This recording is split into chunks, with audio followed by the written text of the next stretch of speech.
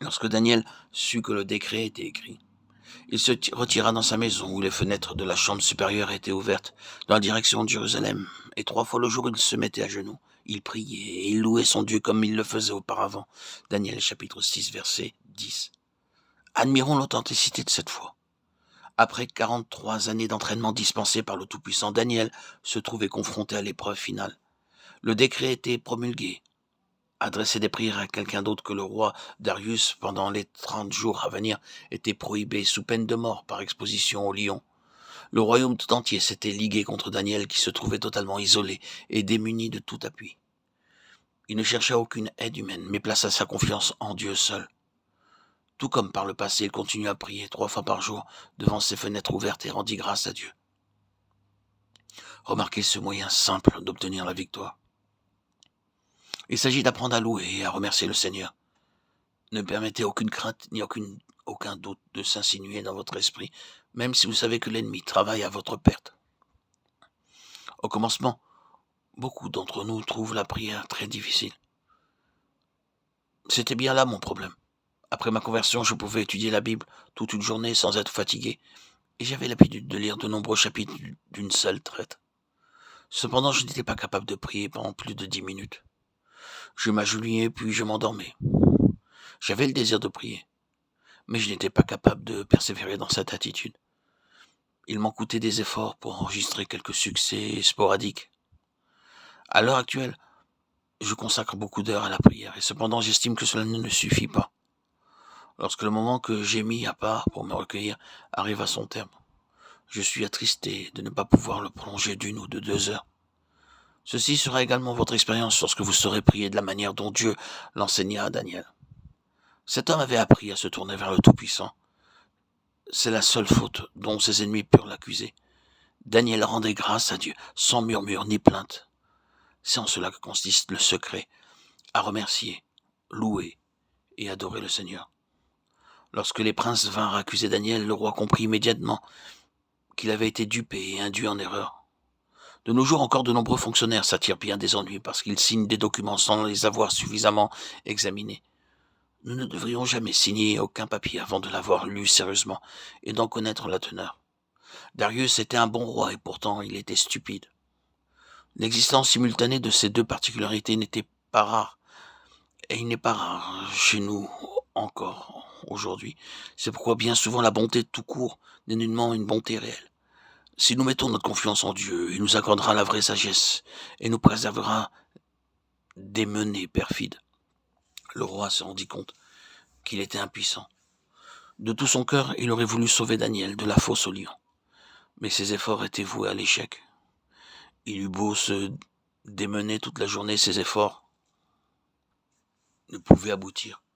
Car au moment même où il apposa son paraphe sur le document, celui-ci devient une loi immuable. Il était bien résolu à modifier ce qu'il avait signé. Mais les princes répliquèrent « Non point. Votre Majesté ne peut pas changer les lois des Médès et des Perses. » Le roi comprit que la situation était sans issue. Lié par sa propre parole, il fut contraint de donner lui-même l'ordre de jeter Daniel dans la fosse aux lions. Alors, le roi donna l'ordre qu'on amena Daniel et qu'on le jeta dans la fosse aux lions. Le roi prit la parole et dit à Daniel, « Puisse ton Dieu que tu sers avec persévérance te délivrer. » Daniel 6, verset 16. S'adressant à Daniel, le roi lui dit, « Le Dieu que tu sers avec persévérance, c'est lui qui te sauvera. » Bien qu'il ne connût pas le Tout-Puissant au travers de sa propre expérience, il avait la conviction que Daniel était un homme de Dieu, qu'il le servait fidèlement et que celui-ci devait donc le délivrer. Le roi passa toute la nuit à jeûner et au point du jour, il se rendit à la fosse aux lions pour voir ce qui était arrivé. Il cria d'une voix triste, « Daniel, serviteur du Dieu vivant, ton Dieu, que tu sers avec persévérance, a-t-il pu te délivrer des lions ?» Daniel 6, 20. Sa voix était triste, parce qu'il ne connaissait pas Dieu au travers de son expérience. Qui sait, pensait-il, les lions ont peut-être dévoré Daniel. C'est seulement lorsque le Dieu vivant est avec nous que nous possédons la vraie foi. Si tel n'est pas le cas, nos cœurs sont remplis de doutes et de craintes. Et Daniel dit au roi, « Roi, vis éternellement. Mon Dieu a envoyé son ange et fermé la gueule des lions, qui ne m'ont fait aucun mal. » Daniel 6, 21, 22. Alors le roi se réjouit de ce que son ami Daniel fût sain et sauf. mais il ordonna que les méchants fourbes qui avaient essayé de le duper fussent jetés dans la fosse aux lions à la place de Daniel. Il n'est pas rare que Dieu permette pour un temps la prospérité de nos ennemis, et ceux-ci vivent dans l'illusion de la réussite, ne se doutant pas qu'ils vont être punis. Daniel avait souffert à cause de son témoignage, mais Dieu le sauva en raison de sa fidélité.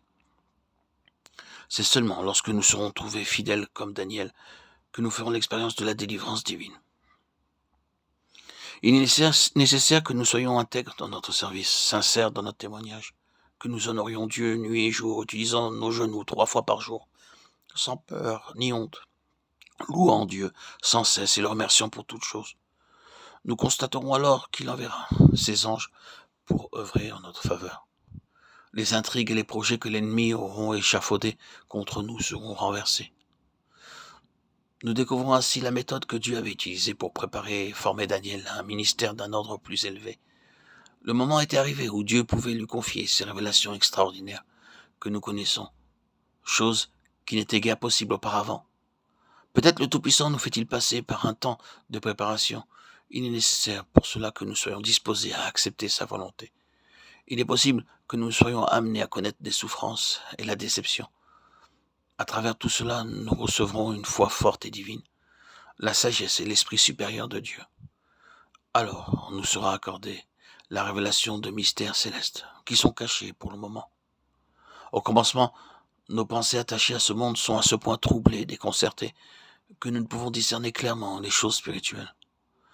Cependant, lorsque nous serons passés par notre période de formation divine, Dieu rendra toutes choses compréhensibles pour notre entendement et les fera travailler en notre faveur. Puisse le Seigneur nous aider à être de vrais vainqueurs. Puisse-t-il ôter tous les murmures, toutes les plaintes de notre cœur et nous accorder une foi véritable, une foi solide.